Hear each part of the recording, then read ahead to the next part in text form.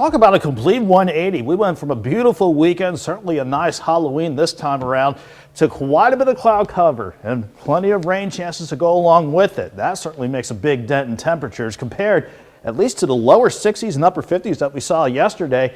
After we dropped back near 40 this morning, that's the best we can do. Sadly, 45 degrees so far at Joplin Regional. Everybody had to make do with mainly mid 40s this afternoon because of an upper level wave coming out of the northern plains. That's what brought in the cloud cover this morning. And once we hit late morning and certainly this afternoon, that wave brought in the rain chances as more of that energy kicked on in. Thankfully, the rainfall hasn't been too heavy. We haven't seen much in the way of accumulation yet, but even the amounts that we've seen so far is only averaging out to about 1/10 of an inch. Hardly a washout, but some of this rain's trying to linger as we continue to get this evening underway. Fortunately, in our corners of Kansas and Oklahoma, we're not seeing much in terms of rain on the radar.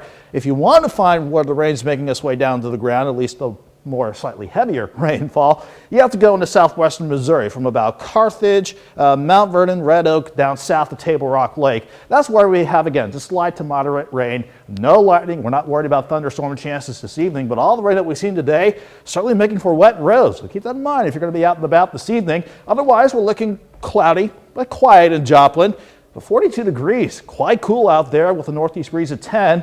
And to add insult to injury, that's why it feels like 36 degrees outside.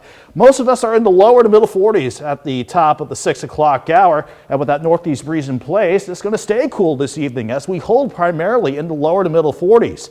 And unfortunately, I see us dropping back into the upper 30s to near 40. So quite a cold start for our Tuesday morning. But we do want to break down some changes that we see in the overall setup. At the surface, we just have high pressure keeping that northeast breeze in place. That's not what's bringing in the rain chances for today and for the next few days, though. This upper level wave brought in the rain chances today. That's on the way out. But look at the upper low out in California and Nevada. That's the next wave on the way in. That'll keep clouds around for tomorrow and keep rain chances in the forecast as well.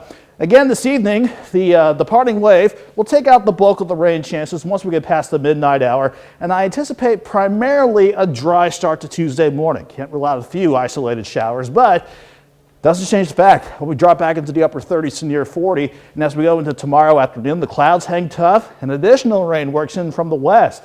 That is going to put a limit to how warm it gets, if you want to call these numbers warm for tomorrow. 40 in the morning, 45 by noon. I think the best we can do is 48 degrees with that cool breeze in place. The rain really picks up tomorrow evening and the Wednesday morning, but then that second wave starts to clear out once we head into Wednesday afternoon. So we are going to dry things out once we go deeper into Wednesday. Until it does, additional rain in the forecast could result in about 1/10 of an inch to maybe 1/2 of an inch of additional rain. But again, though, once that second wave clears out, look at how we improve going into the weekend. 51 on Thursday, 55 on Friday, and 60s finally for the weekend. But look at the lows for Thursday and Friday morning.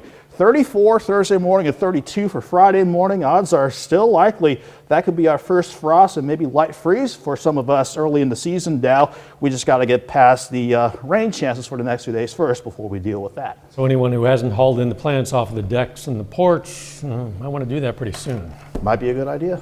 Possibly. Thanks, Nick.